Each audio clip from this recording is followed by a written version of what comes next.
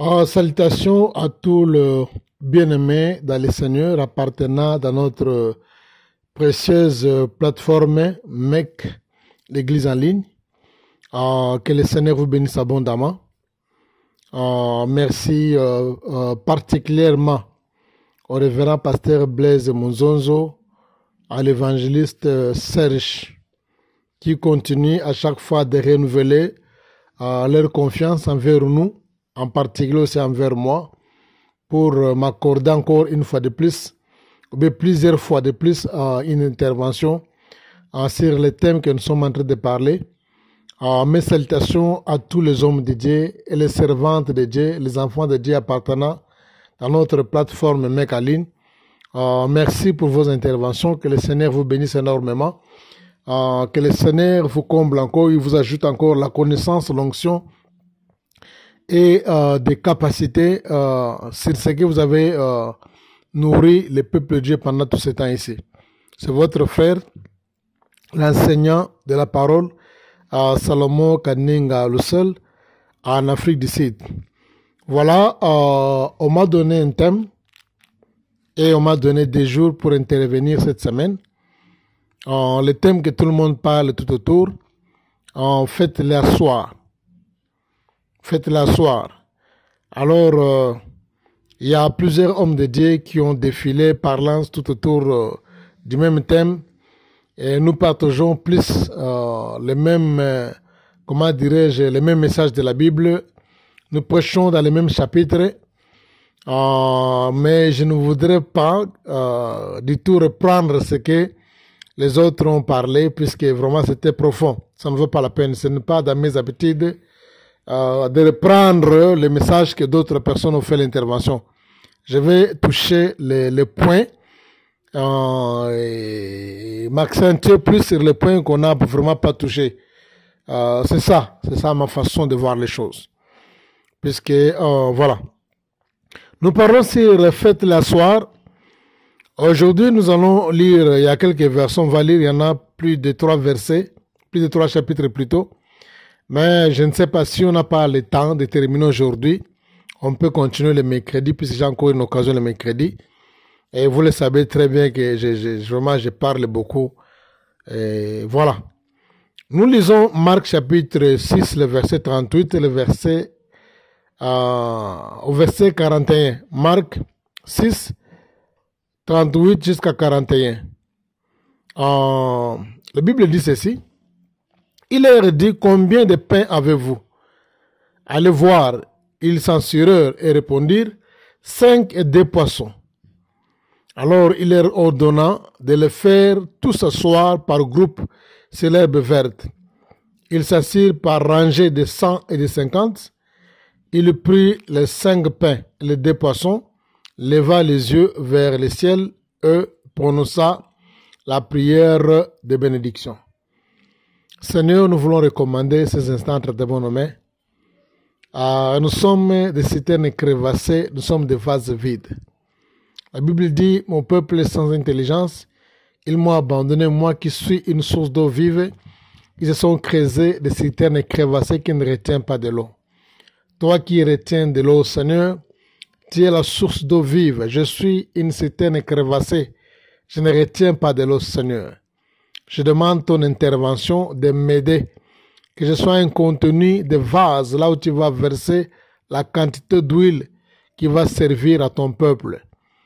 Là où tu vas, oh Dieu, verser, oh Dieu, la quantité de l'eau de la crèche, oh, pour célébrer, oh, cette Pâque de la parole, Seigneur.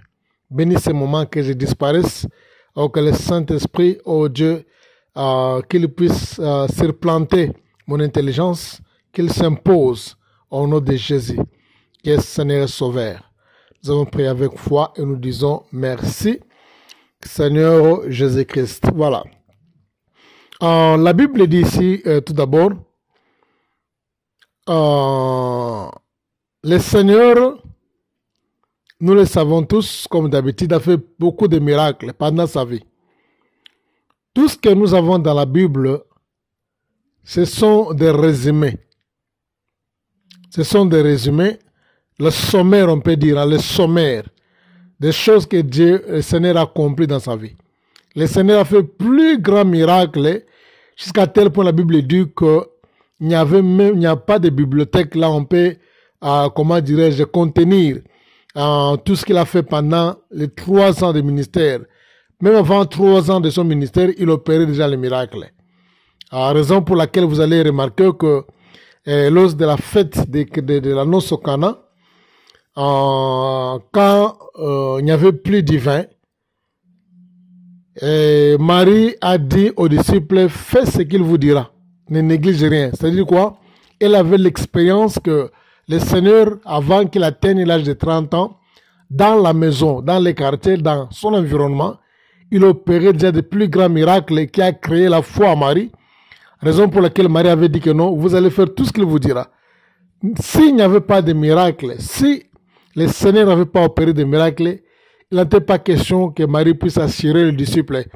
Donc ça, c'est une femme qui parle, qui a l'expérience, qui a vu les choses. La Bible dit la foi vient de ce qu'on entend. Elle a entendu, elle a vu de ses yeux. Cela a créé la foi. Elle voulait aussi communiquer, impacter la même foi aux disciples. Bref, le Seigneur avait fait de plus grands miracles avant même son, comment dirais-je, l'âge de 30 ans, l'âge de Rabbi. Et après l'âge de 30 ans. Voilà. Mais, comme nous le savons tous dans la Bible, vous allez vous rendre compte que parmi les miracles que le Seigneur a opérés, il y a que les multiplications de pain, qui sont parmi les plus rares miracles qui sont répétés dans tous les 4 versets, dans tous les 4 évangiles plutôt. C'est un miracle qui a touché presque ceux qui ont écrit les évangiles. Ils étaient plus touchés. Vous allez voir qu'il y a d'autres miracles qu'on n'a pas répétés. Dans Luc, quand il y a des miracles qu'on peut trouver en Luc, on ne verra pas ça dans Marc, dans Jean. Ce qu'on peut trouver dans Matthieu, Luc n'a pas écrit ça, Jean n'a pas écrit ça, Matthieu n'a pas écrit ça, tout consort.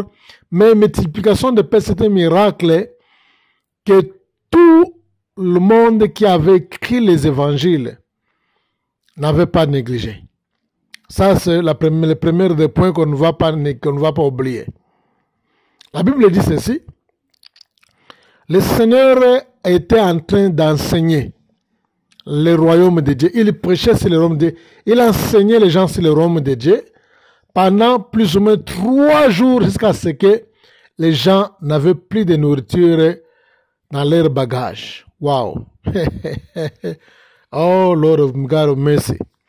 Le Seigneur, il enseignait le royaume de Dieu. J'insiste encore. Il enseignait le royaume de Dieu à la foule pendant 3 jours. Il n'enseignait pas d'autre chose. Il enseignait que le royaume de Dieu pendant 3 jours. Jusqu'à ce que ces gens, quand ils venaient, ils avaient la nourriture. Ils étaient préparés, ils savaient que ça prendrait du temps. Mais la Bible dit, il enseignait le royaume de Dieu. Le message du royaume pendant 3 jours jusqu'à ce que les gens ne vont plus rien avoir à manger. Tout était vidé dans leurs sacs. Tout était vidé dans leurs paniers. Il a enseigné le royaume de Dieu pendant 3 jours. Bien-aimés dans le Seigneur, ce sont des rares prédicateurs, vous allez voir aujourd'hui. Parcourez vos églises, parcourez nos églises. Allez vérifier, examiner quelle est cette église-là qui met l'accent sur le message du royaume. Le message du royaume aujourd'hui, c'est pour les témoins de Jéhovah. Mais peu dans les églises de réveil, nous prêchons sur le royaume de Dieu.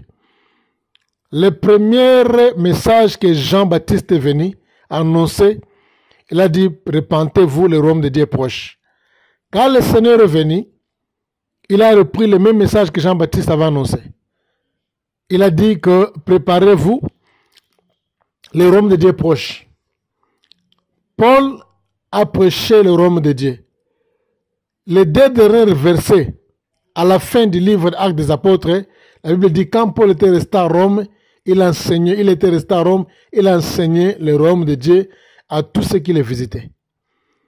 Mais vraiment, je ne vais pas appeler ça une parenthèse. C'est vraiment très choquant aujourd'hui, en regardant dans les médias, en regardant dans les télévisions, en regardant dans nos églises, nous avons perdu le bon sens.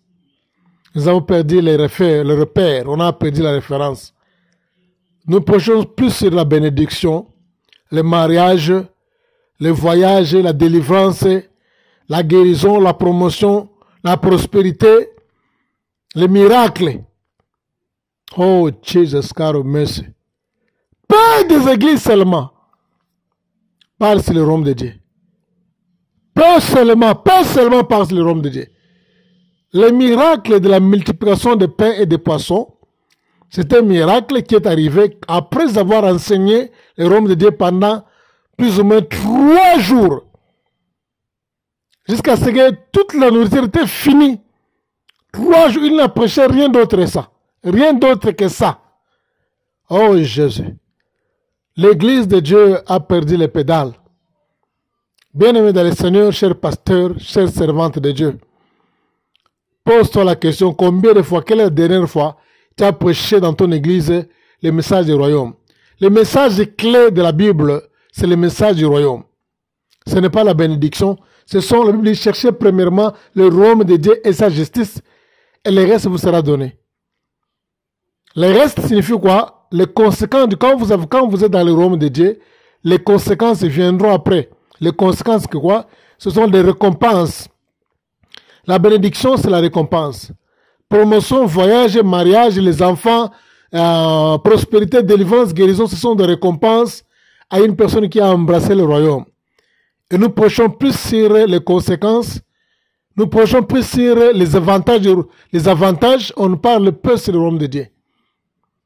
Il est vraiment tellement capital. Je sens que l'Esprit de Dieu me convainc. Qu'avant que je puisse parler en profondeur sur faire les asseoir, mais faites-les asseoir, je dois d'abord insister d'abord. Quel était le mobile, le motif qui a fait que le Seigneur puisse produire ce grand miracle? Parce qu'il a enseigné le royaume de Dieu à la foule pendant 3 jours, jusqu'à ce que la nourriture s'est vidée. Il n'a pas prêché sur la délivrance, sachant que les gens avaient besoin de la délivrance. Il n'a pas prêché sur les miracles, sachant que les gens auraient besoin du miracle. Il n'a pas prêché sur le mariage, les enfants, la bénédiction, la prospérité, la délivrance, la guérison, sachant qu'il y avait les malades. Il n'a pas prêché sur la guérison et le miracle. Mais il y avait les malades là-bas. Il a prêché sur le royaume de Dieu. C'est ça la clé du message. Les hommes, vous allez dans les églises aujourd'hui, le message est basé que sur les données. Le message est basé sur les matériels. Le message est basé que sur les promesses matérielles. Peu de pasteurs, peu des enfants de Dieu sont restés dans la vision du Seigneur sur le royaume de Dieu. Jusqu'à ce que la nourriture était vidée. Quelle est la dernière fois que tu as prêché le royaume de Dieu dans ton église? Quelle est la dernière fois que tu as prêché devant la chair? Que tu as enseigné les gens sur le royaume de Dieu? Nous prêchons que c'est les conséquences du royaume de Dieu. Nous ne prêchons pas le royaume de Dieu, nous prêchons seulement les effets du royaume. Les effets du royaume.